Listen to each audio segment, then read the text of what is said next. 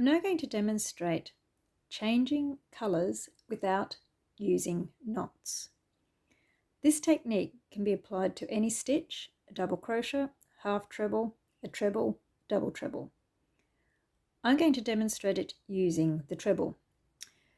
The base method in this technique is complete your stitch in your existing colour until you are at the point of your last yarn over for that stitch.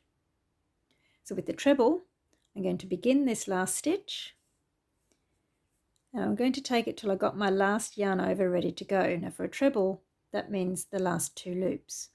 To complete it, I would normally take my pink yarn over, pull it through the 2 loops, and then I'm done.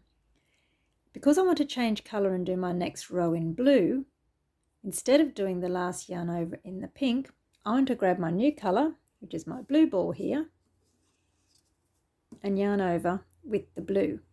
So to do that, I just fold it so that I've created a loop with the blue, put that loop on my hook, that's my yarn over, and pull it through the 2 loops on the hook. I've now got a complete stitch in pink, and I now have my new colour, blue, with the loop on my hook, ready to begin my next row. The tail is just going to hang down the back and I'll sew that in later. And because I want to come back to the pink, I'm just going to leave the pink attached. I've just completed my row of blue. I'm now going to show you an alternative method of changing colours, which again doesn't involve tying knots for the yarn or the colours that I'm changing to, but instead uses what's called a standing stitch. I'm going to do my next row in this grey colour with a standing stitch. To do that, I'm actually going to fasten off in the blue, but because I want to keep my blue attached, I'm not going to cut the yarn and fasten off, but instead I'm going to fasten off by just doing a big loop and pulling my ball through. I'm pulling it tight as if I had fastened off, but I haven't cut the yarn.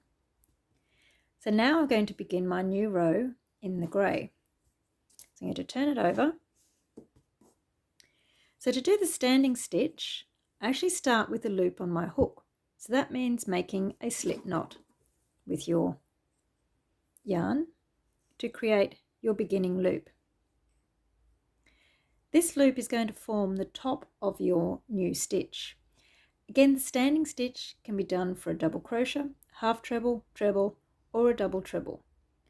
I'm going to demonstrate it with the treble stitch. So firstly, place your finger on top of the loop that's on the hook so it doesn't move around.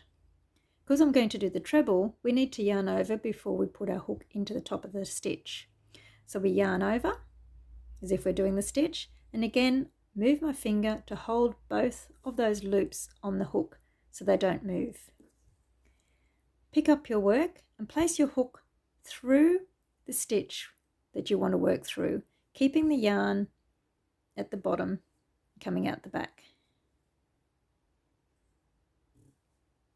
Yarn over, pull it back through the stitch. So now I've got my 3 loops like I normally would to do the stitch.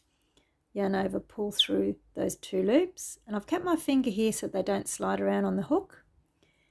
Now yarn over, pull it through the last 2 loops on the hook. And you can see here that just looks like a treble at the beginning of my row. This is an alternative to doing a slip stitch and 3 chain.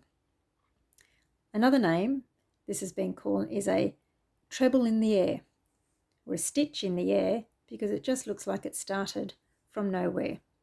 The benefit is it's going to look like every other stitch in that row.